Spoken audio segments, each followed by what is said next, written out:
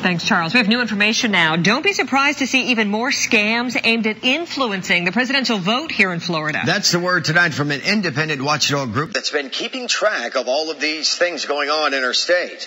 TNT's reporter Eric Glasser covering Hillsborough County tonight live at the Hillsborough Supervisor of Elections office. And Eric, they say those fake voter letters making their way around the state this week are just the latest trick.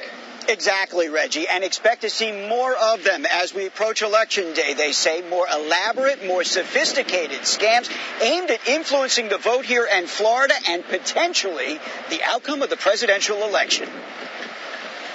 This is uncalled for at all. Gene Keel is a U.S. Navy veteran who proudly served our country and has been an active voter for more than 50 years. And in all that time, Never seen anything like this before. So when Keel became one of the phony letter recipients this past week, questioning his citizenship and his eligibility to legally vote, he was beside himself, angry, worried. Where's my birth certificate? Where's my passport? You know, all this stuff that would verify your citizenship. Our 29 electoral votes that we have in Florida have become so important that people are willing to do almost anything to win. Yaël Ossowski with the investigative journalism group FloridaWatchdog.org says the number of such scams is ramping up as the election gets closer. He recently published an article pointing out other incidents, including people falsely voting for others in Miami-Dade, robocalls in Pasco County intentionally giving Republican voters wrong information about early voting, and a group hired by the GOP that allegedly submitted hundreds of fraudulent registrations in Palm Beach County.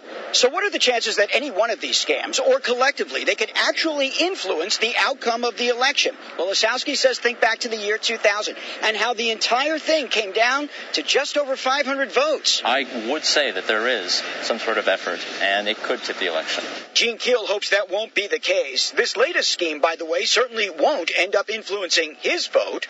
But Keel says he's still concerned about the sanctity of the electoral process, the very freedom he served his country for. Don't mess with the elections. Let them be free and the way they were intended to be. And the reason we know that Mr. Keel's vote won't be influenced by one of these letters that he received is because he says that he had actually cast his ballot before he got it. If you received one of these letters, remember, the investigators that are looking into this still want to hear from you. First, come to your Office of Elections, let them verify that it's a fake, and if so, they'll pass it on to the proper authorities.